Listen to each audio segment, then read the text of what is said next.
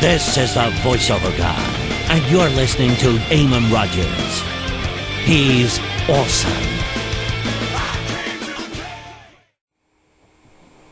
Well, you know what they say, go big or go home, and that's exactly why I did that, because guess what? The Weekly Wrestling Report is going nowhere for the foreseeable future. We are finally,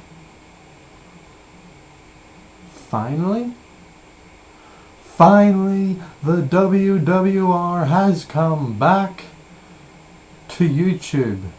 That's right, it's the Weekly Wrestling Report here with the Belfast Broski, but better known as Eamon Rogers on the street, because no one calls me the Belfast Broski. It's kind of a mouthful if you're going to say hello. Anyways, you know what this is about. The Weekly Wrestling Report is back. I used to do this a lot on my old profile, Eamon RKO 1991. You can go back and watch some of the videos I used to do there. Some very good, some not so good, but I intend on making every video I do for the Weekly Wrestling Report from now on perfect as I can for you guys, because I do this because A, I love wrestling. I'm very passionate about it, and B, I know I'm doing A, 1, and B, 2, but keep with me. B, because I do it for you guys. I do it for the fans of wrestling, because without people like us on YouTube or on forums, there would be no interest, I think, in the business, because there would be no back and forth discussion. Where's this going to go? What's going to happen? How's this storyline going to pan out? Who's going to win the title? Who's going to win the Money in the Bank? Who's going to win this? Who's going to win the Royal Rumble? What's going to happen at WrestleMania? So thank you for being part of the IWC, the Internet Wrestling community, and I am glad to be back. And I think I have picked the perfect time to come back, because wrestling is exciting again. And it's only because of one guy, CM Punk. As you notice, I did wear his shirt for this. I thought it was appropriate. I wore it for my elaborate Vince McMahon style entrance to the show. And let's talk about it. Let's talk about Raw from last night.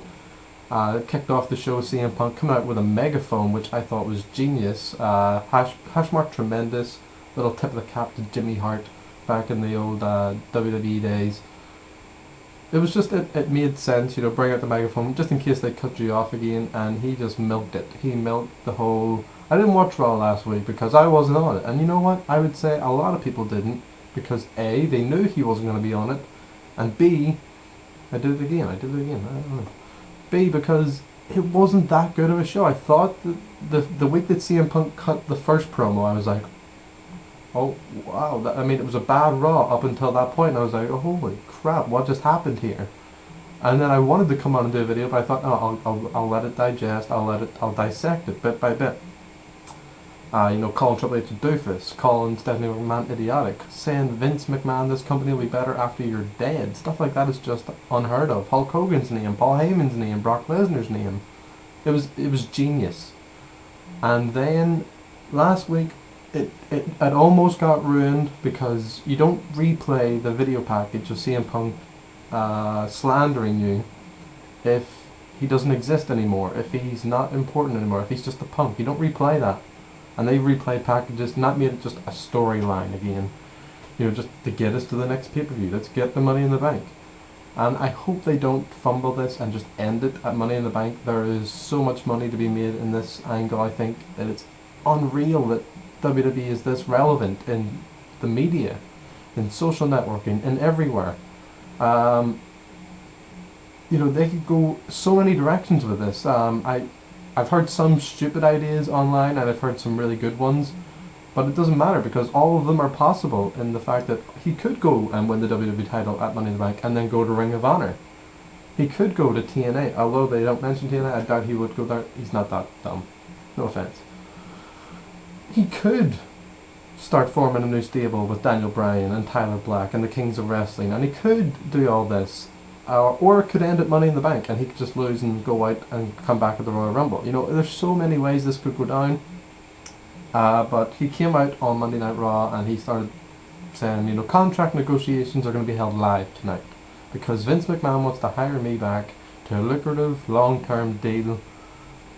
And as soon as I heard that, I thought Vince McMahon and CM Punk in the same ring, unscripted. I would say this was unscripted. I'm almost 100% sure of that.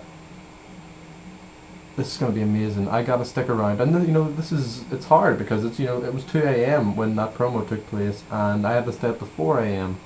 So I thought they're going to have to do something very good in the middle to keep me to 4 a.m. But I was definitely staying up because CM Punk and Vince McMahon in the same ring equals money at that stage. But they did actually do a good job of doing a normal Raw as well, outside of all the mad CM Punk stuff. They didn't overdo it, they didn't underdo it. In the middle we had, John Cena came back out and he was, you gotta go through me to win the WWE title. I'm no pushover. Cena is good. I'm not going to bash Cena the way everyone does. He's very good at what he does. But he does cater to the kids. His promos, he tries too hard. If he didn't try so hard, he would be a lot better, I think. But I'm not going to fault him for being in the ring. I'm not going to fault him and say he doesn't deserve it, he's blah blah. He puts a lot of hard work in every day and deserves the spot that he does in the WWE. But, to quote CM Punk from later on the night, we're just tired. We are just tired of seeing John Cena win every pay-per-view, of seeing John Cena always on top, of seeing it. If John Cena is in peril at the start of Monday Night Raw every week, by the end of Raw it's fixed. Because they can't have him go out, and be all... They just don't do that anymore, and it's a shame. But I will get back to CM Punk later on in the broadcast here, because I'm going to talk about Money in the Bank contestants, and there was a handicap match as well. I forgot. There was a handicap match with the Nexus and John Cena, and everyone on Twitter. I was on Twitter tweeting last night at Blast X Broski, and everyone was tweeting, "Oh, John Cena just killed the tag team division." There is no tag team division. There's 3 teams. There's no tag team division to kill for John Cena. And in all fairness, the new Nexus, no money. I know I'm wearing their shirt, but that's because of CM Punk. Okay, I'm not wearing the shirt because of David Otunga or Michael McGillicutty or Mason Ryan for that matter. No. There's no money in the new Nexus, and I was glad John Cena just destroyed them. Good for you. But no Zack Ryder as well this week to continue on that little thing he done with the Nexus last week. Maybe they're not going to follow up on it, and that's a shame because Zack Ryder deserves TV time. It's plain and simple. Money in the Bank, the contenders were obviously Rey Mysterio, who was not there last night for some strange reason. Alberto Del Rio, who ended up coming out on top of the little segment they had. R-Truth, The Miz, Alex Riley, Evan Bourne, Kofi Kingston. All these guys are going to compete on Sunday, and they've done a pretty good job of building up that match this week with the whole 6-man tag, ADR coming out and clearing house. I'm very excited for this Sunday's pay-per-view because it's free on Sky Sports, so if you're in the UK, definitely watch it, but if you're in the US, please buy it, because then it will show WWE this is the right way to build a pay-per-view, this is the right way to sell us, this is the right way to get us in and spend money on your company, this is the right way to do it. And also, as I was talking about, the 6-man tag, very good match. I thought that the matches on Raw were especially better this week. Even the Divas, I always go in with a low expectation for the Divas, so I went in with the lowest this week, and they did a pretty alright job. It wasn't amazing, it wasn't memorable, but it was okay, and that's good in the WWE. The 6-man tag, amazing. I thought it was very fun, very good, very exciting, and I just think that A-Rai, they didn't get the memo that A-Rai's a face, and that was a shame. The crowd weren't really behind A-Rai, who's, in my opinion, probably second or third favourite to win Money in the Bank this Sunday. And it was a good match. A-Rai gets the Duke at the end, and then ADR comes out, clears house with a ladder, especially goes after the Miz. Wonder what that was about. But ADR clears house. It looks like he's the favourite going into Sunday, but I've picked the favourites before and they've never won, so it'll be very interesting to see who comes out with that Raw briefcase. And will they intervene in the main event? Will they get involved if CM Punk does win the title? Will Vince force them to cash in the Money in the Bank? Will they win against CM Punk? Will they defeat John Cena? What will happen this Sunday? And then we get to the promo that I'm dying to talk about, actually. CM Punk and Vince McMahon contract negotiations. CM Punk, what a maneuver! You know, and then Vince calls him Phil, and you know, there was a little banter back and forth, little just building up the tension. And then CM Punk just went and tore him a new one. Talked about Colt Cabana again. Luke Gallows was even mentioned, saying he fired talented friends of his because they liked pro wrestling, and the crowd were hot for it. The crowd were, we want wrestling, we want wrestling, we want. And then Vince is going, I don't give a damn what you want. This was probably one of the best promos I have ever seen, hands down, because. And I know people are probably going to say it's overrated, it's blah blah. It's because we have went through so many months, years of just monotony and boring television that when something like this happens, yeah, we're going to over exaggerate it. Yeah, we're going to talk about it like it's the best thing ever because we haven't seen it in so long. And it was tremendous work from all three. Well, not all three guys. Cena nearly ruined it at the end. I'm not going to bash him, but he did nearly ruin it with that whole. It was unfunny, it was just boring, and it was kind of like, oh, you're losing me. And then he kind of brought them back when CM Punk started saying, you're not the underdog anymore, I'm the underdog. You're the franchise, you're the New York Yankees, you're the Boston Celtics, you know, you're all this. You are what you hate, you are corporate, you are the top guy, you're this and that.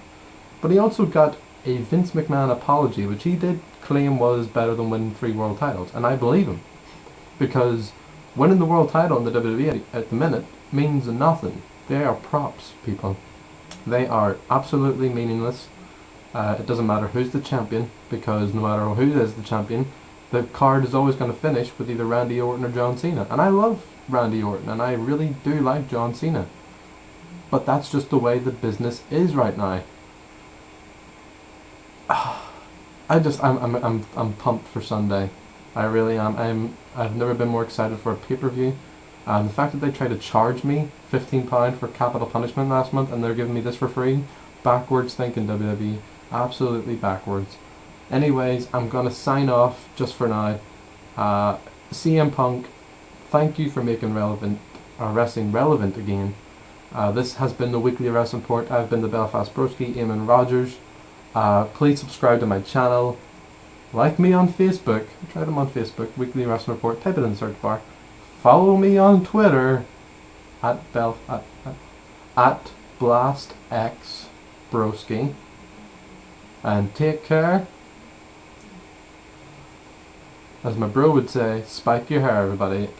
It's been a great week in wrestling and it's only going to get better. Enjoy it, okay? Because this may not happen for a long, long time. So for the meantime and in between time, just enjoy the wrestling that we're getting. This is the voiceover guy, and you're listening to Eamon Rogers. He's awesome.